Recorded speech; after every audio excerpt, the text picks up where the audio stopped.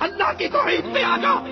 ان مردوں کو غوث اعظم نہ سمجھ جو اپنے کپڑے نہ اتار سکے، جو اپنا طہارت نہ کر سکے، جو اپنا غسل نہ کر سکے، جو بیوی روتی کو چپ نہ کرا سکے، جو روتے بچوں کو چپ نہ کروا سکے، ارے جو خود چل کر قبرستان نہ جا سکے، جو قبر کی مٹی میں اتر نہ سکے، جو اپنی قبر پہ مٹی ڈال نہ سکے، اتنے مجبور تھے کہ لوگوں کے کندھوں کے سوار ہو کر گئے تھے. وہ قبر میں داخل ہونے کے بعد سب سے بڑے مددگار کیسے بن گئے؟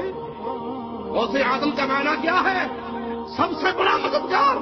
اور دھرتی پہ لوگوں سن لو، کائنات میں سب سے بڑا مددگار صرف ایک ہے، اور وہ نہیں ہے جو مر کے مٹی میں دفن ہو جائے، وہ ہے جو سب کو مارتا ہے، اسے موت. تم کہتے ہو ہمارا بابا انڈیا کا غریب نواز ہے. ارے اللہ کی قسم، کائنات میں غریب نواز دو نہیں ہے، غریب نواز ایک ہے.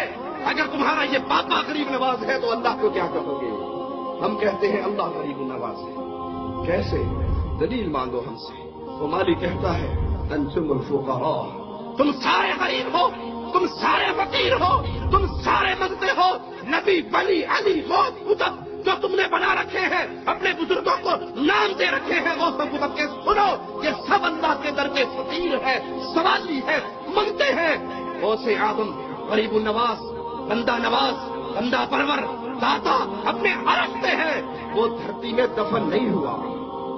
تم کہتے ہو ہمارے بابا جی چھڑا لیں گے، اور یہاں محمد کریم صلی اللہ علیہ وسلم لخت جگر فاطمہ سے کہتے ہیں بنتی فاطمہ، بیٹی عمل کرنا، لا اغنی عنک من اللہ شیئا. فاطمہ کا رب نے پکڑ لیا تو محمد کی لخت جگر ہونے کی وجہ سے چھٹکارا نہ ہوگا. عمل کرنا، اگر اللہ نے پکڑ لیا میں تیرا بابا تجھے چھڑا نہ سکوں گا. میں ہر کلمہ پڑھنے والے بھائی سے کہوں گا تعصب کی عینت کو اتاریے، مسلکوں کے بتوں کو توڑیے.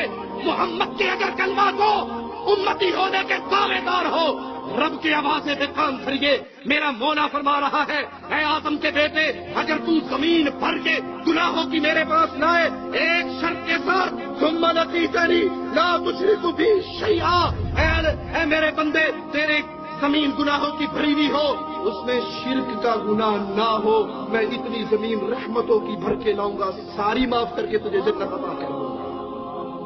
اس میں کون سا گناہ نہ ہو؟ کون سا گناہ نہ ہو؟ شرک کو تو وہابیوں نے نا ہوا بنا لیا. ہوا نہیں بنایا، یہ مالک ڈرا رہا ہے. زنا معاف ہو سکتا ہے، چوری معاف ہو سکتی ہے، قتل معاف ہو سکتا ہے، دنیا کے سارے گناہ معاف ہو سکتے ہیں.